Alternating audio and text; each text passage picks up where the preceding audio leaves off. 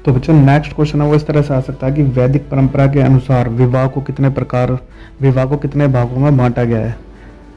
तो इसका आंसर है वैदिक परंपरा के अनुसार विवाह के 4 प्रकार होते थे। सबसे पहला विवाह अंतर्विवाह। अंतर्विवाह एक इस तरह का विवाह होता था, ये किसी समूह के अंदर ही विवाह होता था, मतलब एक ही समूह के लोग आपस में विवाह कर सकते थे। तो ये था एक ही जाति के अंदर, तो ये होता था अंतर्विवाह। इसे आप पढ़कर भी देख सकते हैं। उसका नेक्स्ट वन होता है बहिर्विवाह। बहिर्विवाह के अंदर गोत्र से बाहर विवाह करना पड़ता था, यह है बहिर्विवाह। और जो थर्ड वन है वो है बहुपत्नी विवाह और बहुपति विवाह। तो बहुपति विवाह के अंदर एक महिला के कई पति होते थे, और बहुपत्नी विवाह के अंदर एक आदमी की कई पत्नियां होती थी। एक व्यक्ति की कई पत्नियां के तो कई सारे उदाहरण हैं, लेकिन एक औरत के कई पति हैं, ये एक ही उदाहरण मिलता है, ये महाभारत के अंदर। तो इस तरह से विवाह का प्रचलन था। और बढ़ते आगे, जो नेक्स्ट क्वेश्चन है वो इस तरह से आ सकता है कि धर्मसूत्र व धर्मशास्त्र में विवाह के कितने प्रकारों को स्वीकारा जाता है। तो इसका आंसर है, बेसिकली मोस्ट इंपोर्टेंट क्वेश्चन है, धर्मसूत्र और धर्मशास्त्र में 8 प्रकार के विवाहों को अनुमति दी गई है, मतलब 8 तरीकों को ही स्वीकारा जाता है, जिनमें से पहला तरीका है ब्रह्म विवाह, फिर दैव विवाह, फिर आर्ष, फिर फोर्थ पे प्रजापत्य विवाह, फिर असुर विवाह, और उसके बाद गंधर्व विवाह, राक्षस विवाह और पिशाच विवाह। तो ऐसा माना जाता है कि जो स्टार्टिंग के जो 4 विवाह हैं, ब्रह्म, दैव, आर्ष और प्रजापत्य, उन्हें अच्छा माना जाता है, और जो लास्ट के जो 4 है, असुर, गंधर्व, राक्षस और पिशाच विवाह, उन्हें बेकार, अच्छा नहीं समझा जाता है। और अगर आपको इनसे रिलेटेड और ज़्यादा डिटेल चाहिए तो आप कमेंट बॉक्स में अगर कमेंट करेंगे तो उनके ऊपर भी मैं अलग से वीडियो बना दूंगा, क्योंकि ये भी एक अलग ही तरह से टॉपिक है और बहुत इंपॉर्टेंट टॉपिक है, इसकी नॉलेज होनी चाहिए। और बढ़ते आगे, जो नेक्स्ट क्वेश्चन है वो इस तरह से आ सकता है कि स्त्री के गोत्र की जो पद्धति था, उसका प्रचलन कब हुआ, मतलब स्त्री के जो गोत्र की जो परंपरा थी रखने की, वो कब से स्टार्ट हुई। तो इसका आंसर है, स्त्री का गोत्र एक ब्राह्मणीय पद्धति जो करीबन 1000 ईस्वी पूर्व के पश्चात से प्रचलित हुई। वह ब्राह्मणों का गोत्रों में वर्गीकरण करती थी।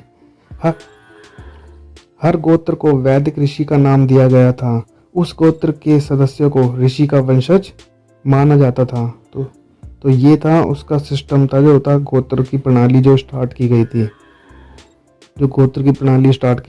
और बढ़ते आगे, जो नेक्स्ट क्वेश्चन है वो इस तरह से आ सकता है कि गोत्रों के 2 नियम कौन कौन से थे। तो याद रखना, इसका जो आंसर है वो ये है, गोत्रों के 2 नियम महत्वपूर्ण थे।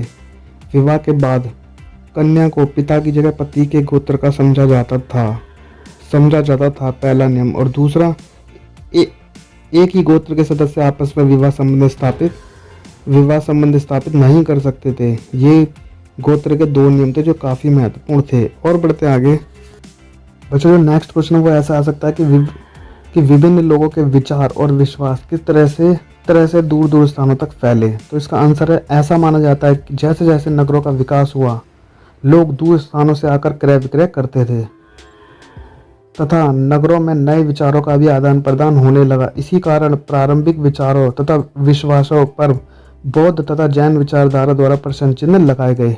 कहने का मतलब, जैसे जैसे व्यापार होने लगा, लोग एक स्थान से दूसरे स्थान पर जाते थे, और उस समय ब्राह्मण की जो विचारधारा थी उसका टकराव हुआ बौद्ध और जैन विचारधारा से। और बौद्ध और जैन विचारधारा में ब्राह्मणों द्वारा बनाए गए कई नियमों पर प्रश्न चिन्ह लगाए गए, जिन्हें हम चैप्टर में पढ़ेंगे। और बढ़ते हैं आगे, बच्चों नेक्स्ट क्वेश्चन है वो बहुत ही अच्छा, बहुत इंपॉर्टेंट क्वेश्चन है। वो इस तरह से आ सकता है कि बौद्ध तथा जैन विचारधारा द्वारा जो प्रश्न चिन्ह लगाए गए थे, इस चुनौती को या फिर इस समस्या को हल करने के लिए ब्राह्मणों ने क्या किया। तो इसका आंसर है, ब्राह्मणों ने इसी चुनौती की समस्या को हल करने के लिए समाज के लिए विस्तृत आचार संहिताएं बनाई। ब्राह्मणों को इन आचार संहिताओं का खास पालन करना पड़ता था, परंतु बाकी समाज के अन्य समुदायों को भी इन आचार संहिताओं का खास पालन करना होता था। और बढ़ते हैं, जो नेक्स्ट क्वेश्चन है वो इस तरह से आ सकता है कि बच्चों जो नेक्स्ट क्वेश्चन इस तरह से आ सकता है कि जो ब्राह्मणों ने जो मानदंड बनाए थे, जो आचार संहिताएं बनाई थी, वो कब बनाई गई और कब इनका संकलन मतलब कब इनको लिखा गया। तो इसका जो आंसर है वो ये है, करीबन 500 ईस्वी पूर्व से इन मानदंडों का संकलन धर्मसूत्र व धर्मशास्त्र नामक ग्रंथ संस्कृत भाषा में ग्रंथों में किया गया। इनमें सबसे महत्वपूर्ण मनुस्मृति थी, जिसका संकलन तकरीबन 200 ईस्वी पूर्व से 200 ईस्वी के मध्य हुआ। मतलब क्वेश्चन बहुत अच्छा है कि मनुस्मृति की स्टार्टिंग या मनुस्मृति को कब लिखा गया। तो इसका आंसर है 200 ईस्वी पूर्व से 200 ईस्वी के मध्य। तो और बढ़ते हैं, नेक्स्ट क्वेश्चन उस तरह से होता है कि तो बच्चों नेक्स्ट क्वेश्चन वो इस तरह से आ सकता है कि ब्राह्मणों ने जो आचार संहिता जो नियम बनाए थे, क्या उनका वह विचार सार्वभौमिक था? क्या सभी लोग इस बात को मानते थे?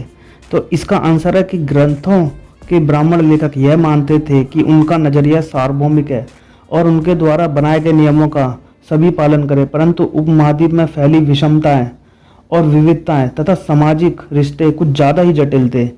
लेकिन यह भी कहा जा सकता है कि संचार की रुकावट तथा भाषा की समस्या के कारण यह विचार सार्वभौमिक नहीं हो पाया।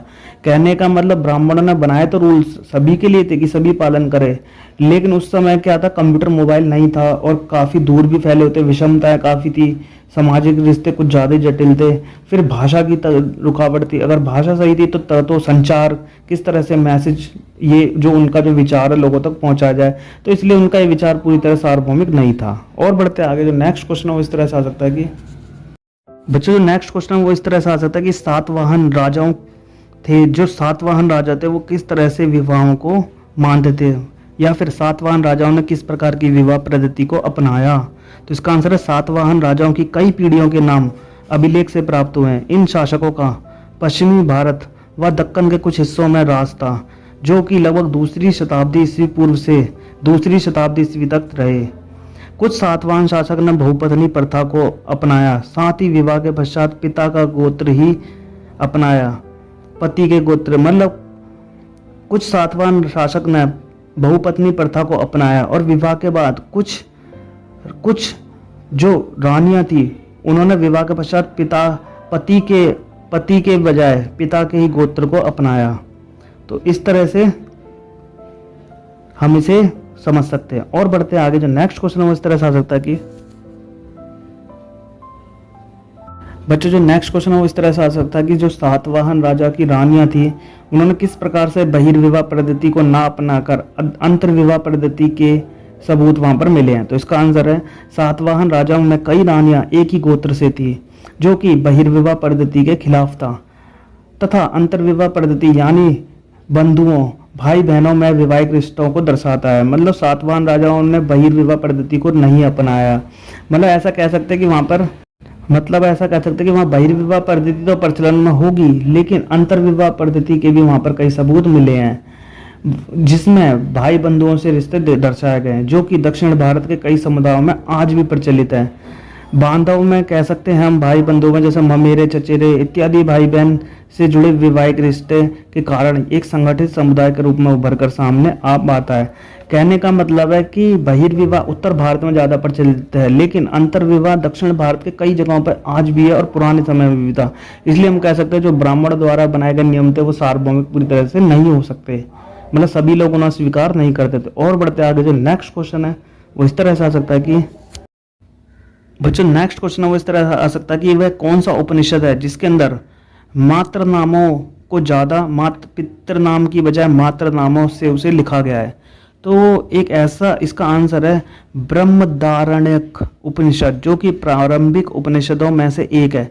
इससे पीढ़ियों की ऐसी सूची प्राप्त होती है जिसमें से अनेक लोगों को उनके मात्र नामों से संबोधित या निश्चित किया जाता था। मतलब इसमें क्या है, ब्रह्मदारण्यक एक ऐसा उपनिषद है जिसके अंदर सभी पीढ़ियों की सूची में से कई नाम ऐसे जिसमें जो पीढ़ी दर पीढ़ी पिता के नाम को ना मानकर माता के नाम से मतलब आगे पीढ़ी को वंश को दर्शाया गया है। तो इस तरह से हम कह सकते हैं कि पुराने टाइम में जरूरी नहीं पितृ सत्ता थी, उसमें मातृ सत्ता थी और मातृ सत्ता भी कई जगह पर ज़्यादा प्रभावी रही थी। तो इस तरह से हम कह सकते हैं ये उस टाइम की पोजीशन थी कहने का मतलब ब्राह्मणी ग्रंथ पूरी तरह से मतलब सभी जगह पे सार्वभौमिक उस समय नहीं थे। चाहे हम इसे कह सकते हैं संचार की कमी के कारण, चाहे भाषा की कमी के कारण या अन्य कमी के कारण। और बढ़ते हैं आगे, जो नेक्स्ट क्वेश्चन है वो इस तरह से आ सकता है कि, तो बच्चों जो नेक्स्ट क्वेश्चन है वो इस तरह से आ सकता है कि क्या माताएं वास्तव में महत्वपूर्ण थी? तो इसका आंसर है कि सातवाहन शासकों में अनेक ऐसे राजा थे या शासक थे जिन्हें माता के नाम से जाना जाता था। परंतु सातवाहन शासकों के संदर्भ में हमें यह पता चलता है रिसर्च से कि सिंहासन का असली जो दावेदार था वो पितृवंशिक ही होता था। कहने का मतलब है वैसे तो पिता को ही मेन दर्जा दिया जाता था, लेकिन कई कई केसों में कई कई बातों में हम मान सकते हैं कि वहाँ पे माता को भी बहुत, कई राजाओं को उनके माता के नाम से संबोधित किया जा सकता है, जैसा कि हम बाहुबली मूवी में भी देख सकते हैं। ठीक है ना। तो इस तरह से आपका ये जो वीडियो है काफ़ी लंबा हो जाएगा, इसलिए इस वीडियो को हम ज़्यादा आगे नहीं बढ़ा सकते। अगर आपने इस वीडियो को अभी तक देखा है तो जो यकीन मानिए ये बिल्कुल CBSE NCERT बेस पे आपको कहीं पर प्रॉब्लम नहीं आएगी। और हाँ, अगर आपको कोई भी डाउट होता है तो आप इसे कमेंट बॉक्स में मेंशन कर सकते हैं। तो फिलहाल के लिए वीडियो यहीं पर ही खत्म करते हैं, मिलेंगे नेक्स्ट वीडियो के साथ जो कि बहुत ही जल्दी आएगी। टिल देन हंसते रहिए और मुस्कुराते रहिए, देखते रहिए Gopal Sharma classes. Good bye.